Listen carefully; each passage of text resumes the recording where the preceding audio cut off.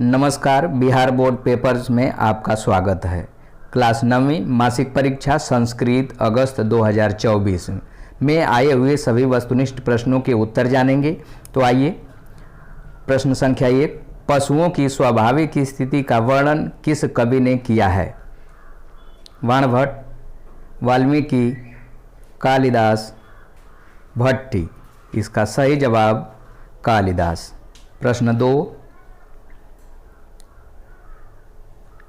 वसंत में सारी प्रकृति बहुत सुंदर लगती है, किसने कहा है?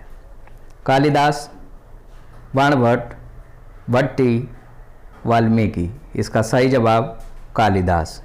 प्रश्न 3, शरद ऋतु में जलाशयों में कमलों और भंवरों का वर्णन किसने किया है? भट्टी, वाल्मीकि, कालिदास, बाणभट्ट। इसका सही जवाब भट्टी। प्रश्न 4, पंपा सरोवर का वर्णन किस कवि ने किया है?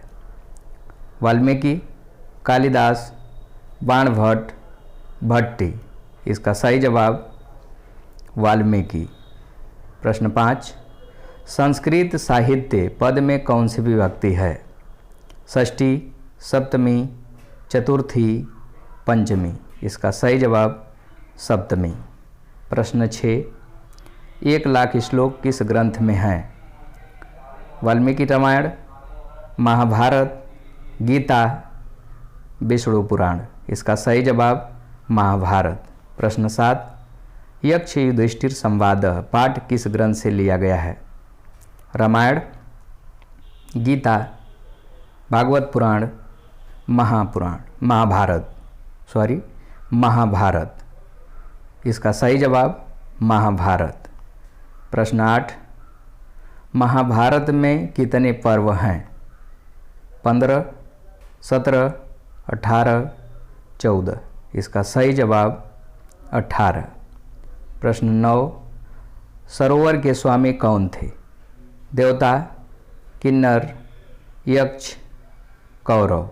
इसका सही जवाब यक्ष। प्रश्न 10, यक्ष के प्रश्नों का उत्तर किसने दिया?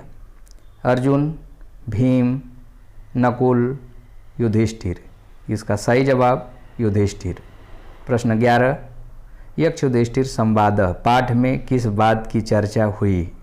नीति, सदाचार, नीति और सदाचार, कुटिलता। इसका सही जवाब नीति और सदाचार। प्रश्न 12, संसार किससे आच्छादित है? लोभ, मोह, माया, अज्ञान। इसका सही जवाब लोभ। प्रश्न 13, साधु किसे कहा गया है? त्रिदंड देने वाले को, लाल वस्त्र पहनने वाले को, काला वस्त्र पहनने वाले को, सभी जीवों के कल्याण चाहने वाले को। इसका सही जवाब सभी जीवों के कल्याण चाहने वाले को। प्रश्न 14, ज्ञान क्या है? तत्वार्थ बोध, लोभ रहित, माया रहित, क्रोध रहित। इसका सही जवाब माया रहित। प्रश्न 15, अतिथि लोभो कर्तव्यों रिक्त स्थान में किस अव्यय का प्रयोग होगा? न, च, वा, एव। इसका सही जवाब न। प्रश्न 16, भारतीय संगीत का आरंभ किस वेद से हुआ है? ऋग्वेद से, यजुर्वेद से, अथर्ववेद से, सामवेद से। इसका सही जवाब सामवेद। प्रश्न 17, वेदांग कितने हैं? 5, 6, 4, 3। इसका सही जवाब 6। प्रश्न 18, अथर्ववेद में किस विषय का वर्णन है? लौकिक, वैज्ञानिक, अलौकिक, लौकिक और वैज्ञानिक। इसका सही जवाब लौकिक और वैज्ञानिक। प्रश्न 19, अथर्ववेद कितने कांडों में विभक्त है? 20, 18, 16, 15। इसका सही जवाब 20। प्रश्न 20, अथर्ववेद में कितने सूक्त हैं? 730, 750, 705, 709। इसका सही जवाब 730। प्रश्न 21, सामवेद कितने भागों में विभक्त है? 2, 3, 4, 5। इसका सही जवाब 2। प्रश्न 22, यजुर्वेद के कितने प्रकार हैं? 2, 3, 4, 5। इसका सही जवाब 2। प्रश्न 23, संस्कृत में धातुओं के कितने प्रकार हैं? 2, 3, 4। इनमें से कोई नहीं। इसका सही जवाब 3। इसके अतिरिक्त प्रत्येक गण में 3 प्रकार की धातुएं पाई जाती हैं: परस्मैपदी, आत्मनेपदी, उभयपदी। प्रश्न संख्या 24, उत्तर भारत में कौन सा यजुर्वेद प्रचलित है? शुक्ल यजुर्वेद, कृष्ण यजुर्वेद, 1 और 2 दोनों, इनमें से कोई नहीं। इसका सही जवाब शुक्ल यजुर्वेद। प्रश्न 25, गुण पद का अर्थ कौन सा है? कठिन, सरल, सामान्य, इनमें से कोई नहीं। इसका सही जवाब कठिन। प्रश्न 26, पाणिनि कौन थे? आलोचक, साहित्यकार, वैयाकरण, समीक्षक। इसका सही जवाब वैयाकरण। प्रश्न 27, लतायाम में कौन सी विभक्ति है?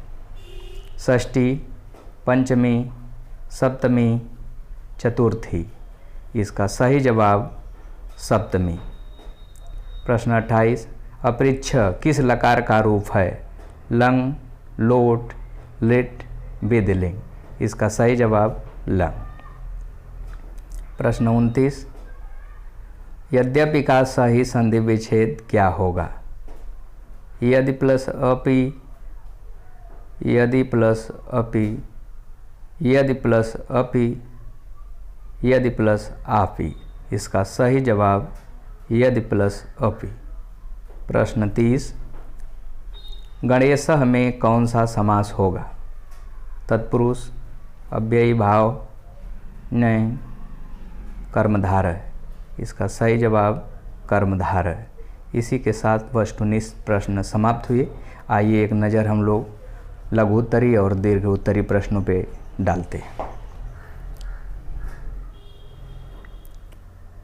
कर्मणि द्वितीया सूत्र को 100 उदाहरण लिखें।